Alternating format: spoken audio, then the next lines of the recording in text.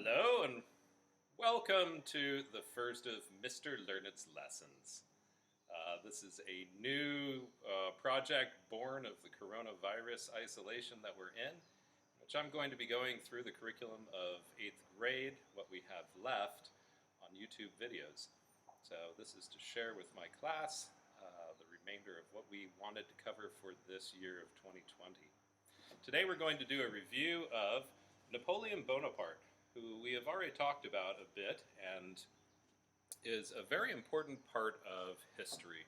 Napoleon is one of those famous names that has become synonymous with a number of different things, including the Napoleonic complex, in which rather short people have a very, very big opinion of themselves, oftentimes well-founded.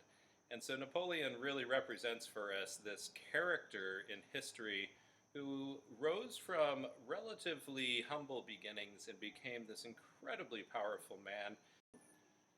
He changed Europe in a way that it would never be the same as it was before. Now, Napoleon is really synonymous with the French Revolution. We see that in the age of the French Revolution, which he was a product of, there were some very conflicting ideals. The French Revolution came from a very legitimate place in which the peasants and the poor people who made up the vast majority of the country had very, very little power and paid almost all of the taxes that supported the kingdom. Whereas the king, the monarchy, and all of the aristocracy lived a life that was incredibly luxurious, oftentimes wasteful, and felt very disrespectful to the common people of France. They founded a new country that they hoped would be based on the ideals of liberty, fraternity, and equality. The goals of the French Revolution were actually quite noble: to bring power to the common person and to remove a system that had definitely become corrupted. But, of course, like many revolutions often go, the French Revolution kind of got out of control. And by the end of the French Revolution, we remember that they turned to the Reign of Terror, where people like Robespierre employed the guillotine and killed thousands of people for being traitors to the revolution. So it was a very mixed time, and of course Napoleon, as a historical figure, is a very mixed figure as well. There are amazing things that he did, and then there are a lot of things that he did that we would often question right now at this point in history. So Napoleon begins his life in the island of Corsica in 1769. Now, Napoleon was born to a family where he was a minor noble, meaning he had come from a well-off family, but they weren't so powerful that they would be the people who would be targeted during the French Revolution, even though his father did work in the court of the king at one point. Napoleon himself decides to follow a career in the military, which seemed like a good idea at the time. And of course, being part noble, he was able to get a job as an officer fairly early on. Napoleon rose through the ranks as an artillery officer, meaning he was trained with cannon, how to place them, and a lot of the strategy that came with that. Now, the use of cannon and artillery became something more and more powerful as the 1800s would go along. And so Napoleon was really on the cutting edge of what would be the military technology of the time. In fact, his tactics and his ways of engaging in battle are still used today across the world by military schools just to see how he thought and how he structured a battle. He was considered a genius in that way.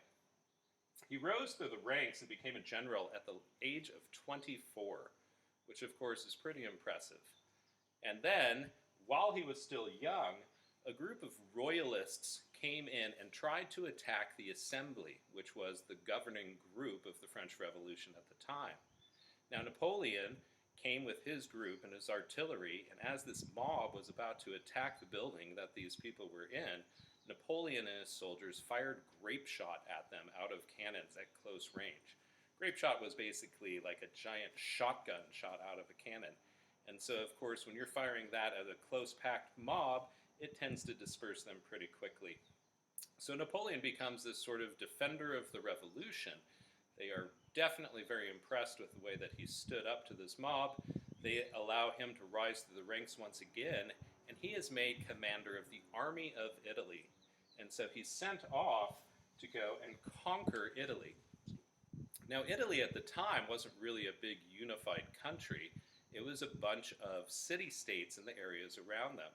So even places like the island of Sardinia had a whole chunk of land between France and Italy that was part of the kingdom of Sardinia. So they had a chunk of land, they had an island. Naples had a whole area around it. The Pope ruled Rome and the area around that. There was still Genoa and Venice that were these massive trading powers that had existed for centuries and centuries. So Italy was actually quite broken up and not one big unified state. Napoleon comes in and he takes all of Italy, defeats Sardinia, or actually the forces that occupied Sardinia at the time, and very rapidly wins a pretty impressive series of battles. Now, his main opponent at that time is Austria. In fact, throughout all of Napoleon's career, he just keeps going back at it with Austria. The Austrian Empire was a very powerful group that occupied Central Europe. They're far bigger than the Austria that we know today, and they really had a substantial and long-standing army that really were in control of a lot of territory. Northern Italy was definitely within their territory at that point, and so when Napoleon comes along with the French and drives the Austrians out, he is able to take over a substantial bit of territory that was very, very valuable.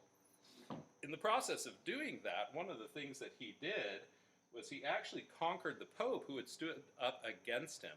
Now, the Pope at the time was, of course, the head of Rome and kind of ruled over that whole territory. The Pope also was sitting on an immense amount of wealth. And so when Napoleon takes over and essentially forces the Pope to give up, he also forced the Pope to pay an incredible amount of money, as he did with really every kingdom that he conquered. So when Napoleon returns to France, he is considered to be quite a hero. He is a pretty big deal because not only has he brought in a glorious victory back to the French, but he's also brought a lot of treasure and wealth. In fact, during Napoleon's time, as he goes through all of these different countries of Europe, one of the things that he was very conscious of doing was not only bringing back their wealth, but collecting some of their finest pieces of art. And it was during this Napoleonic era that the French actually built the Louvre Museum in Paris. And so that's still one of the most famous art museums in the world today. The Louvre is filled with a bunch of stolen stuff that Napoleon was grabbing back during his era. Now, after he conquers Italy, he gets a great idea in his mind that he is going to go down to this amazing country that talk about having great art. He decides he's going to go and conquer Egypt. Now, Napoleon was going to Egypt for a couple of reasons. He had some very intense ideas about what he wanted to do down there, and he brought with him on his trip to Egypt not only a pretty significant army, but a bunch of scientists and archaeologists and a bunch of people who were going to go down and really study Egypt as well. In fact, one of the great things that occurred during Napoleon's time in Egypt is the finding of the Rosetta Stone. The Rosetta Stone was a large slab of stone that was dated back to around the time that the Greeks had been ruling over Egypt. And so it had hieroglyphics written on it, which no one had been able to decipher for hundreds, even thousands of years. But it also had a couple of other languages that were carved and translated into it, including Greek. And so with the Rosetta Stone, people were able to look at hieroglyphs and then look down at the Greek words that they represented, and thereby, for the first time, translate hieroglyphs into modern language, at that point, French. So that was a very significant thing. Napoleon also went down there and he defeated a group that were called the Mamluks. And the Mamluks were the ruling group of basically Muslim Arabs who had been in control of Egypt for a fairly significant amount of time. They fought against Napoleon, and one of the more important battles was one called the Battle of the Pyramids. And so he fought them right in front of the pyramids of Giza, had a massive victory in which he used different techniques. The Mamluks had a huge number of guys on horseback, and they would charge with this cavalry with swords drawn and a very large, intimidating force riding at you across the desert. But Napoleon's troops are really well trained, and they had practiced an idea of forming into squares. Now, this was a technique that was starting to develop around that period of time, in which you would get a bunch of infantry soldiers who all have rifles, and when a cavalry charged them, they would form into a tight, packed square. And they would get themselves in a situation where the front line would kneel down, load their weapons and fire, load and fire, and another group would stand behind them and do the same.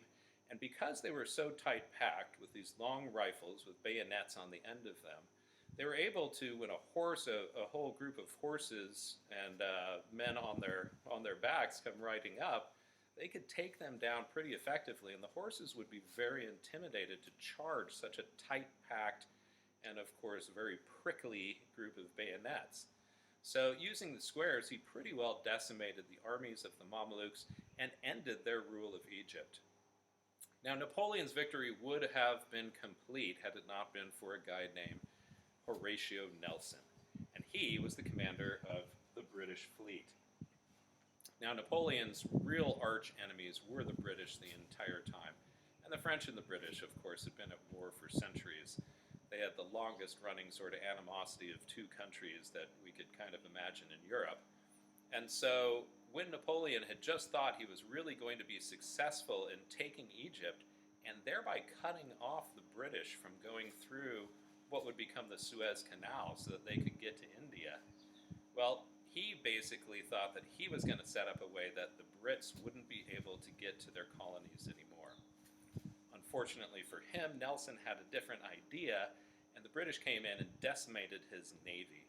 Napoleon returns to France, and even though it was a somewhat unsuccessful mission due to the fact that they lost their navy, he still manages to get back, and the people absolutely love him and celebrate him. Now, Napoleon would turn around at this point and begin to fight a series of wars that we call the Napoleonic Wars. Napoleon fought in various combinations 6 different coalitions of countries. He was pretty much always at war with the British. That was kind of a guaranteed thing that he was always going to pursue. And he had a real thing for Austria, like I said earlier. Many of his battles were going to be against the Austrian Empire. But he also fought against Prussia, Russia, Sweden, Spain, and Portugal, amongst many other smaller kingdoms and groups. So Napoleon really spent a lot of the early 1800s in a position where he was at war with many of the other countries of Europe and continually winning victories against them. A very significant year for Napoleon as he returns after his trip to Egypt is in 1799. In that year, Napoleon performs a coup d'etat. Coup d'etat is French for essentially a conquering of the state, or decapitating of the state, you might say, taking out the leadership. And by doing this, he led a group of people who were so supportive of him that he took on a role called First Consul. This is a title that he had taken from the Romans and was something that basically granted him incredible amounts of power without him being a monarch, because, of course, after the French Revolution, the French were very wary of monarchies. So Napoleon now becomes the leader of the French as First Consul, and he goes through a series of different techniques or methods to consolidate the power more and more into his hands. And so, by the time he decides to write his constitution, which he does, and it was a fairly impressive document, he has a lot of the support of the people behind him to hold the power.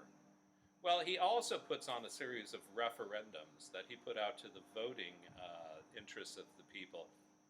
And in these referendums, Napoleon repeatedly got a 99% return that was positive for what he asked, whether it was his constitution or giving more and more power to him. That would lead us to question about whether or not people were really all voting in total agreement, or whether there were other things afoot that made sure that Napoleon stayed in power. In 1802, the British decide that they would like a treaty, and so everything goes kind of quiet for a little period of time. During this period, Napoleon spends a lot of his energy developing and building up a very, very powerful army.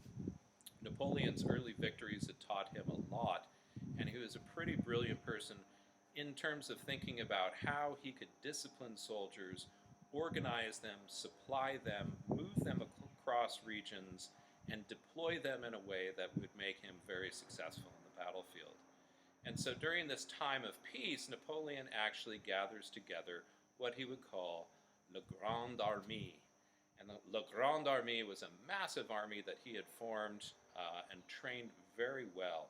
At first, he had set his sights on going across the English Channel and invading England. That was, of course, a big goal of his. He would love to go over there and just conquer them. But he also knew that the British still controlled the seas. And the British Navy was far superior to the French Navy, and therefore the idea of crossing the English Channel with all of his Grand Armée became a pretty challenging thing to actually pull off. He never really did it, and after building this massive army, he kind of turned his sights on something else. Now, in the year 1803, Napoleon declares himself the Emperor of France. He had had a couple of potential assassination plots, and he decided that in order to protect the future of this grand creation that he had made, this empire of France that he was carving out, he decided that he had better keep it in the bloodline, keep it inside his family. He was married very famously to a woman named Josephine, and Napoleon and Josephine had what was considered quite a romantic relationship. So Napoleon decides he's going to become the Emperor of France, and he not only declares this, but he marches into a great ceremony wearing the laurel wreaths that you would wear as a Caesar to kind of symbolize his love and fascination with Caesar and the Romans. And he also brought in an ancient crown. Now, traditionally, the Pope would come to all the monarchs of Europe and would take that crown and place it upon the head of the king. The idea being that God, through the Pope, was giving this person the power that they needed to rule. Therefore, the common people who looked up to this leader would say, well, obviously God wants them to be in charge of us. So that was a big deal. But throughout the French Revolution, religion had really been brought down. And a huge amount of what they did during the French Revolution was take all the power from the church and really strip the power from all forms of religion. They were quite anti-religious in many ways. And so Napoleon, during this great ceremony to become the emperor, actually takes the crown from the Pope and holds it above his own head, thereby symbolizing that I don't have any authority over me except me. So that was pretty big and symbolic. Now, Napoleon takes his Grand Armée and he decides that it is time now for me to go and get conquering. And so for a lot of this early 1800s, around 1805, he ends up and starts winning a whole bunch of battles. Now he's fighting against the Prussians, he's fighting against the Austrians, he's fighting against pretty much everyone who will stand up against him, and is winning over and over and over again. He gets to a point where his most famous battle that he was incredibly successful at was one called Austerlitz. And in Austerlitz, he used what is now considered one of the greater techniques ever used, in which he put his troops in a way where he lured the enemy in, convinced them that he had become weakened on one side of his army, allowed them to attack as he withdrew one of his flanks, and then stormed right through the center of their army and completely wiped them out. Austerlitz was a massive victory for Napoleon, and from that point forward, he had absolute confidence in his ability to fight battles. The only real problem Napoleon suffered during that period was he lost to the British on sea once again at a place called Trafalgar. And the Battle of Trafalgar was very significant, in which really the rest of the French Navy became ineffective and were pretty much taken out by the British. The Brits still today in the middle of London have a massive place called Trafalgar Square, in which they really honor that battle, and that's one of the central places in London that people go to visit. Now, he would then proceed after that to go in and defeat Prussia very significantly.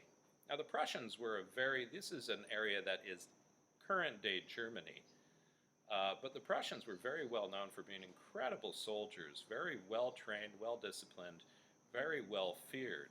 The Prussians had had an influence in the American Revolution as well. And the Prussians were, in fact, a group of people that was the origin of King George of England.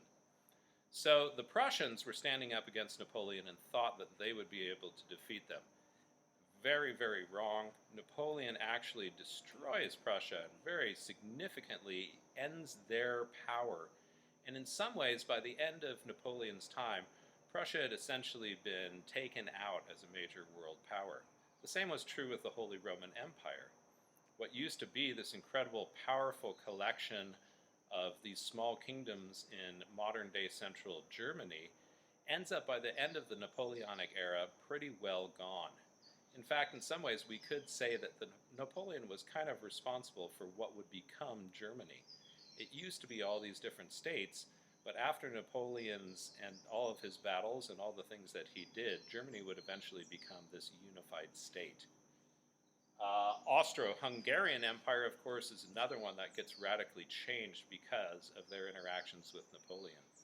He played a real role in reshaping Europe from all these different little tiny kingdoms and dukedoms and counts, ruled by counts and earls and all these places, and it eventually becomes a much more democratic sort of a place. So Napoleon, we can give him credit for a lot of that, changing the face of Europe through all these battles. Now in 1807, he gets into a conflict. The British, he wants to cut them off completely, and so as he takes more and more power in Europe, he tells the Europeans that they're not allowed to do any kind of trade whatsoever with England. So he's trying to enforce this. But the Portuguese down there are doing a bunch of trade with the English, and they don't really care what Napoleon has to say.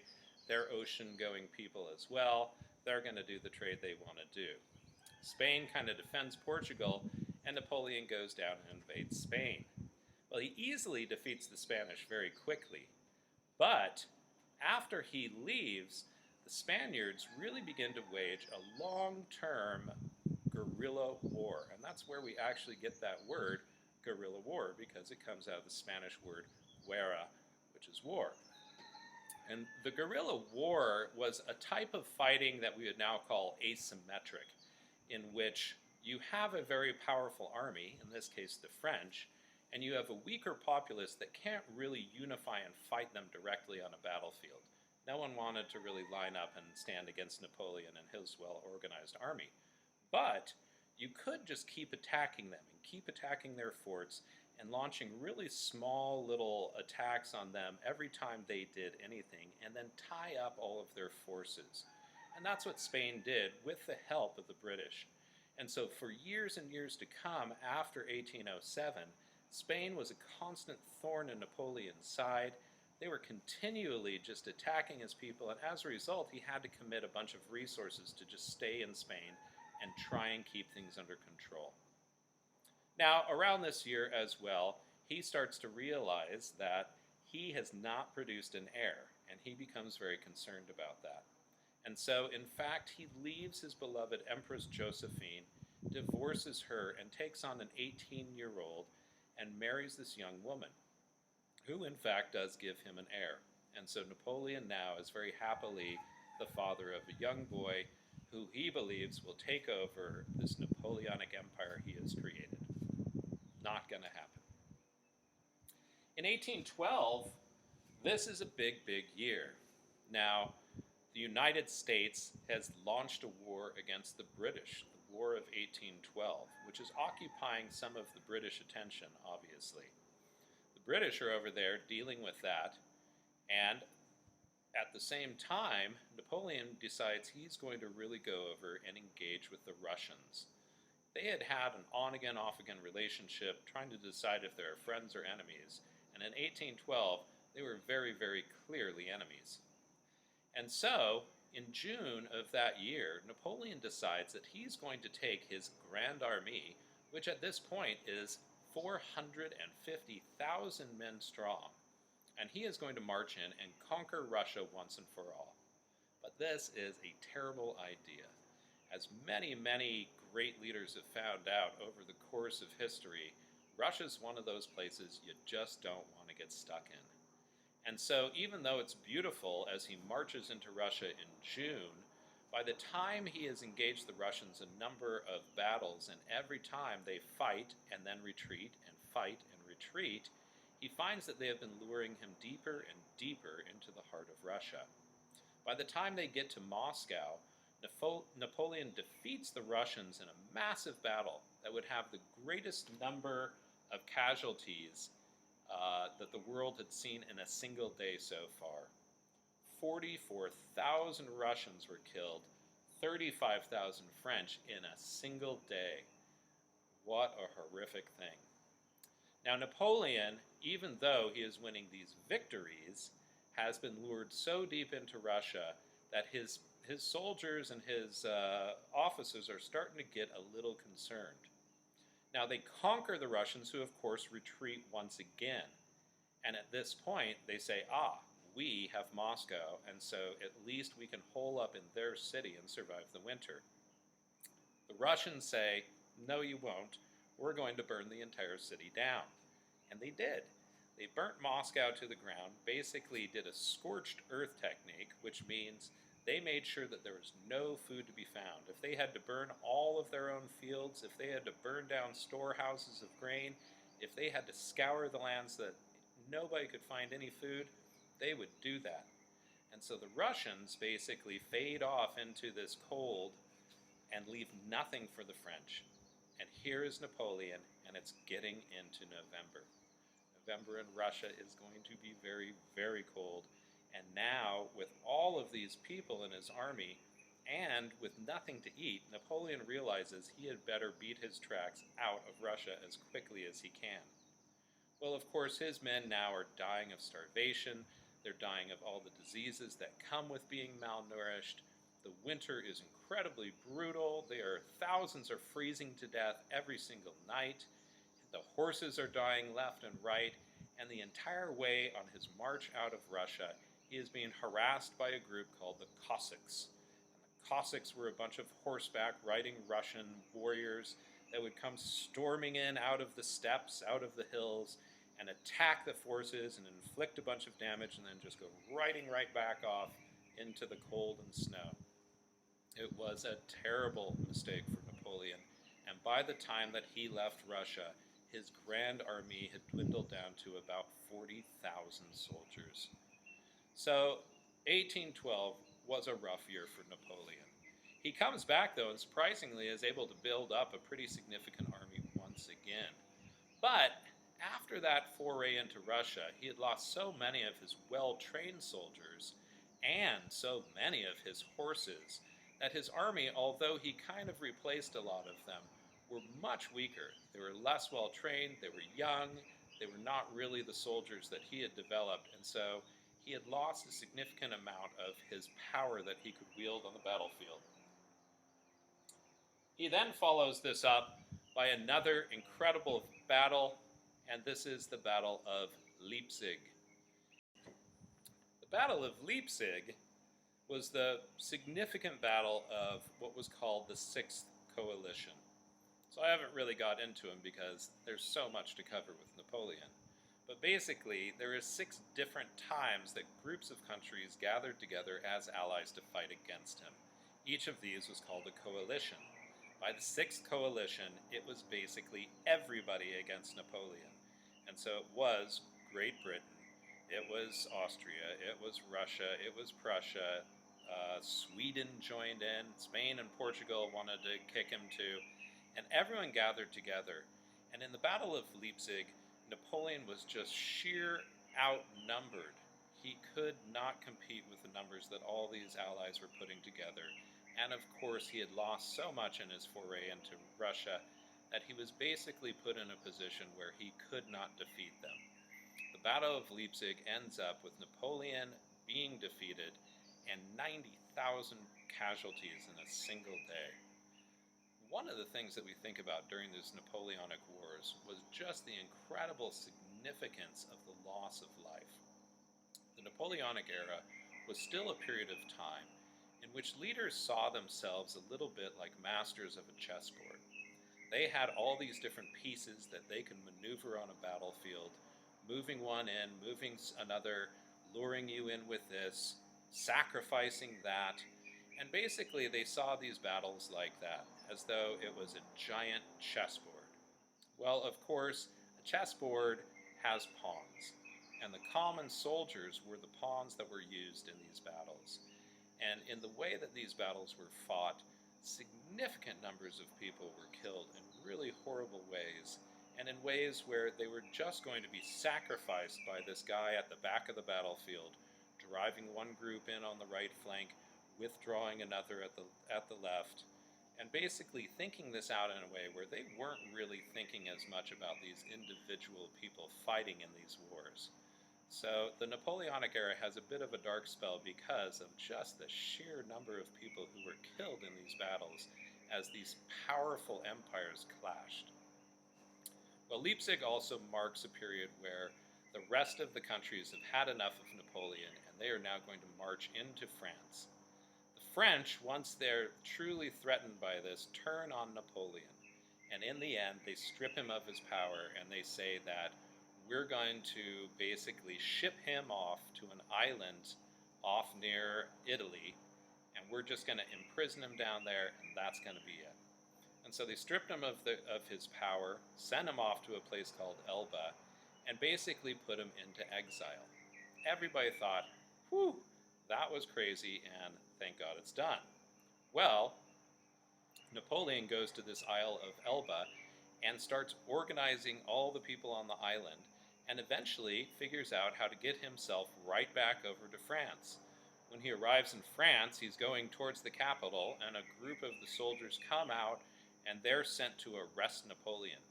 But of course, these soldiers were so proud of this guy, they loved him so much, that he quickly turns them around, and in fact, they march back into France, back into Paris, and say, we've decided that we're going to give Napoleon one more chance. And then Napoleon basically says, this is my chance to take everyone out and show them how great I am. He pulls together another army once again. But his time is already past. And so by the time Napoleon goes out to battle at a place called Waterloo, Napoleon is defeated by another coalition of armies. And this time they're really led by the British Duke of Wellington, who gives us the rubber boots, and a Prussian prince.